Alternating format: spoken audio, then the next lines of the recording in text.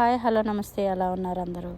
ఈరోజు బూడిద గుమ్మడికాయ వడియాలు చేస్తున్నానండి. లాస్ట్ టైం చేశాను, ఇది వేరే అండి, అది వేరేగండి. కష్టం లేకుండా కొంచెం సింపుల్గా అయిపోయేలాగా చేశానండి. ఈరోజు ఆ బూడిద గుమ్మడికాయ కొంచెం ఉప్పులో కలిపేసి కొంచెం వన్ డే ఎండలో పెట్టేశానండి. బాగా ఎండిపోతాయి కదా, ఎండిన తర్వాత కొంచెం అంటే ఉప్పు అంతా పీల్చేసుకునేలాగా వాటర్ లేకుండా ఎండేలాగా ఎండలో పెట్టేసుకున్నాను. ఇంకా మిగతా అన్నీ చూస్తున్నారు కదా, అవన్నీ సగ్గుబియ్యం, పచ్చిమిర్చి, గార్లిక్ అన్నీ వేసానుగా మిక్సీ చేసుకోవడం అండి. మినపప్పు అవన్నీ వేసుకోవాలి.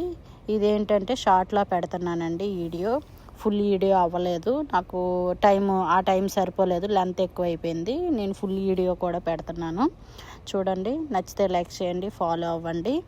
ఇదంతా సింపుల్ అండి, పెద్ద కష్టమే ఉండదు. ముక్కలు కోసుకోవడము, ఇంకా అది చెప్పాను కదా సాల్ట్లో కలుపుకోవడం, వన్ డే ఎండలో పెట్టేసుకుంటే మనకు ఆ ముక్కలకు పీల్చుకునేదాకానండి. ఆ వాటర్ అంతా ముక్కల్లోనే ఆరాలండి, ఆరితే బాగుంటుంది. అప్పుడు అవి ఇంకా టేస్ట్గా ఉంటాయండి. వాటరు తీసేసి బయట పారబోసే కంటనా ఇలా ఎండబెట్టేసుకుంటే వాటర్కే ఇంకిపోతుంది, ముక్కలకి ఇంకిపోతుంది కాబట్టి పెద్ద ప్రాబ్లం ఏమి ఉండదు. అందుకే నేను వీడియో చేశానండి. ఎలా ఉందో చెప్పండి.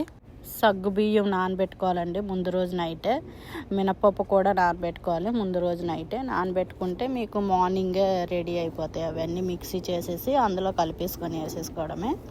ఇంకా ఇవన్నీ మిక్సింగ్ చేసుకున్నప్పుడు చిల్లీ కూడా వేసుకోవాలండి. చిల్లీ వేసుకున్నా కూడా బాగుంటుంది.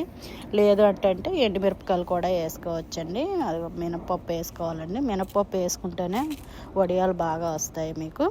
ఇది మినపప్పుతోనేనండి. నేను మిక్సీ గ్రైండర్ వేసేసుకొని ఆ ముక్కల ముందంతా మిక్స్ చేసుకొని అంతానా ఉన్నాయి కదండి, ఎల్లుల్లిపాయలు పచ్చిమిరపకాయలు వేసాను కదా, ఆ ఎల్లుల్లిపాయలు పచ్చిమిరపకాయలు సగ్గుబియ్యం అంతా ముందు కలిపేసుకున్నాను. తర్వాత మినపప్పు వేసుకున్నానండి.